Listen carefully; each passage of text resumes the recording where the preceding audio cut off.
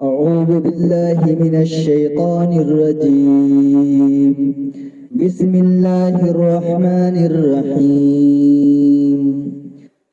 يا أيها الذين آمنوا كتب عليكم الصيام كما كتب على الذين من قبلكم لعلكم تتقون. وقال الله تعالى: إنا أنزلناه في ليلة القدر وما أدراك ما ليلة القدر ليلة القدر خير من 1000 شهر تنزل الملائكة والروح فيها بإذن ربهم من كل أمر سلام هي حتى مطلع الفجر. صدق اللہ العظیم. حضرت سلمان فارسی رضی اللہ تعالی عنہ سے روایت ہے کہ شعبان کے آخر میں رسول اللہ صلی اللہ علیہ وسلم نے خطبہ میں فرمایا: اے لوگو، تم پر ایک بڑے مہینے نے، برکت والے مہینے نے سایہ کیا ہے. وہ ایسا مہینہ ہے کہ اس میں ایک رات ایسی آتی ہے جو کہ 1000 مہینے سے بڑھ کر ہے، یعنی لیلۃ القدر. اللہ تعالیٰ نے اس ماہ کے روزے فرض کیے اور رات کے قیام کو عبادت قرار دیا، یعنی تراویح سنت موقدہ کو عبادت قرار دیا. چنانچہ یہاں سنت موقدہ ہی مراد ہے، کیونکہ تراویح کا سنت موقدہ ہونا ثابت ہے، جیسا کہ مذکور ہے: جس نے اس ماہ میں کوئی نیک خصلت از قبیل نوافل ادا کی، وہ اس کے مانند ہوتا ہے جس نے رمضان کے سوا کسی دوسرے ماہ میں فرض ادا کیا ہو. اور جس نے اس ماہ میں فرض ادا کیا ہو وہ ایسا ہوتا ہے جیسا کہ اور دنوں میں 70 فرض ادا کیے ہوں. اور وہ صبر کا مہینہ ہے، اور صبر ایسی چیز کا ہے کہ اس کا بدلہ جنت ہے. اس ماہ میں جس نے نفل نماز ادا کی یا نفلی صدقہ کیا تو اس کا ثواب فرض کے برابر اور فرض کا ثواب 70 فرض کے برابر بڑھا دیا جاتا ہے. اور اس صبر کا مہینہ ہے، اور صبر ایسی چیز کا کہ اس کا بدلہ جنت ہے. ایسا مہینہ ہے کہ اس میں مومن کا رزق زیادہ کیا جاتا ہے. جس میں اس میں روزہ دار کو افطار کرایا، اس کو گناہوں سے بخشش اور دوزخ کی آگ سے نجات حاصل ہوتی ہے، اور اس کو روزہ دار کے برابر ثواب ملتا ہے، بغیر اس کے کہ روزہ دار کے ثواب میں کوئی کمی کی جاوے. ہم نے عرض کیا: اے رسول خدا، ہم میں سے ہر شخص ایسا نہیں جو روزہ دار کو افطار کرانے کی گنجائش رکھتا ہو.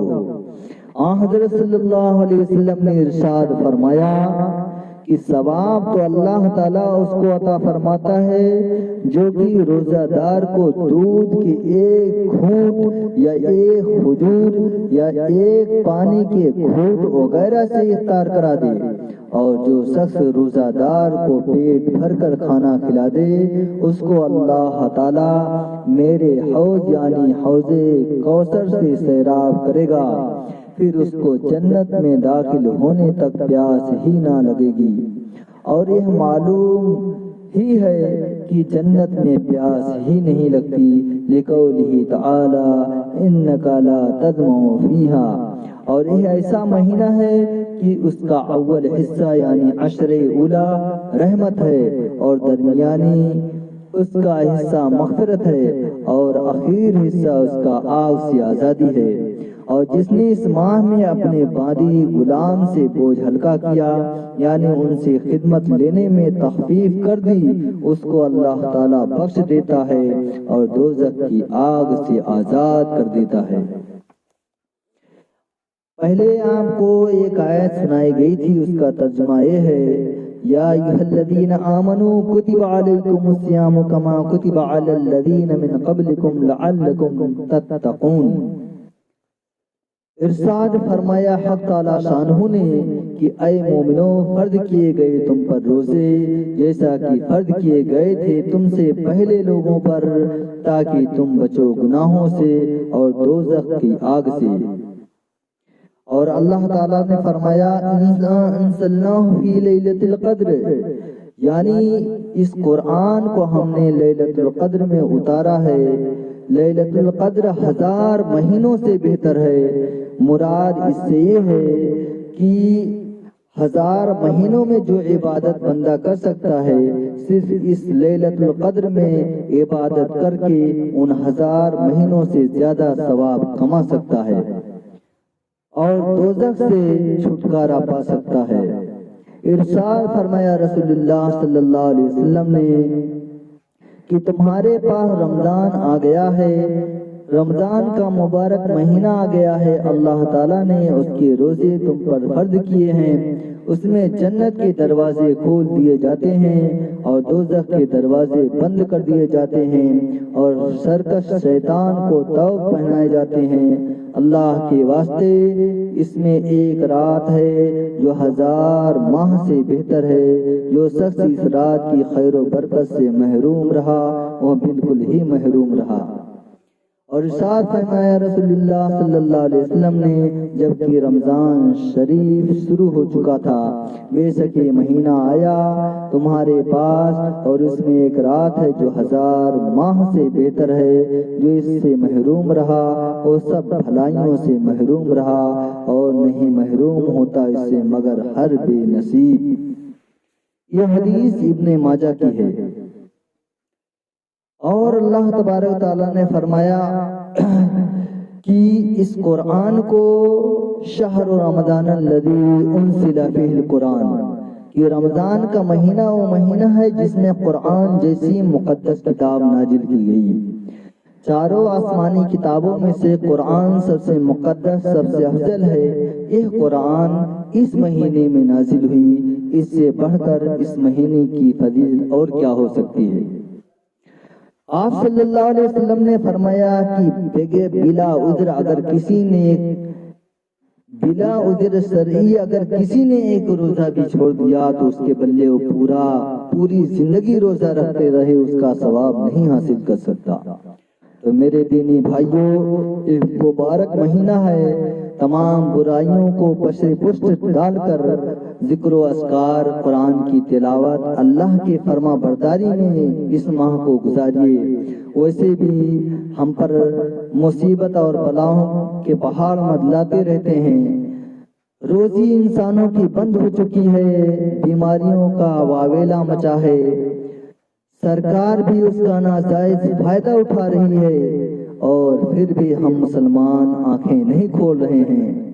وائے ناکامی متائے کارواں جاتا رہا، وائے ناکامی متائے کارواں جاتا رہا، کارواں کے دل سے احساسِ زیاں جاتا رہا۔ ہمیں ذرہ برابر فکر نہیں ہے، اپنے گناہوں پہ شرمندگی نہیں ہے۔ لوگ بڑے بڑے گناہوں کو گناہ سمجھتے ہیں، لیکن نماز چھوڑنا سب سے بڑا گناہ ہے۔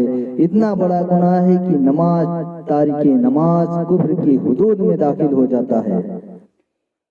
امام اعظم ابو حنیفہ کے نزدیک اگرچہ وہ کافر نہیں ہوتا لیکن فاسق ضرور ہو جاتا ہے، اور امام شافعی وغیرہ کے نزدیک تو وہ کافر ہو جاتا ہے۔ وہ بھی دلیل سے ثابت کرتے ہیں، من ترک الصلاۃ متعمدا فقد خرج من الملہ۔ دوسری روایت میں ہے آپ صلی اللہ علیہ وسلم نے فرمایا، من ترک الصلاۃ متعمدا فقد خرج من الملہ ومن ترک الصلاۃ متعمدا فقد کفر، او کما قال علیہ الصلاۃ والسلام، کہ ملت اسلام سے نماز نہ پڑھنے والا، نماز کو چھوڑ دینے والا ملت اسلام سے خارج ہو گیا۔ اور دوسری روایت میں ہے، نماز نہ پڑھنے والا کفر جیسا کام کیا، کافروں جیسا کام کیا۔ تو دوستو، نماز کو لازم پکڑو، اس کے ذریعے اللہ سے آپ کچھ مانگ سکتے ہو، توبہ استغفار کر سکتے ہو اور اپنی زندگی سنوار سکتے ہو۔ جب ہمارے دل میں اللہ کی محبت ہوگی تو دنیا کی کوئی چیز ہمیں نہیں ڈرا سکتی، اور جب ہمارے دل میں، قلب و جگر میں، فکر و نظر میں حب دنیا اور دنیا کی محبت ہوگی تو دنیا کی ہر چیز ہمیں ڈرائے گی۔ تو انشاءاللہ اس بات پر ہم عمل کریں گے۔ یہ بات آپ کو اچھی لگے اپنے احباب دوستوں کو بھیجیے اور انہیں بھی اس سے فائدہ پہنچائیے۔ السلام علیکم ورحمۃ اللہ وبرکاتہ۔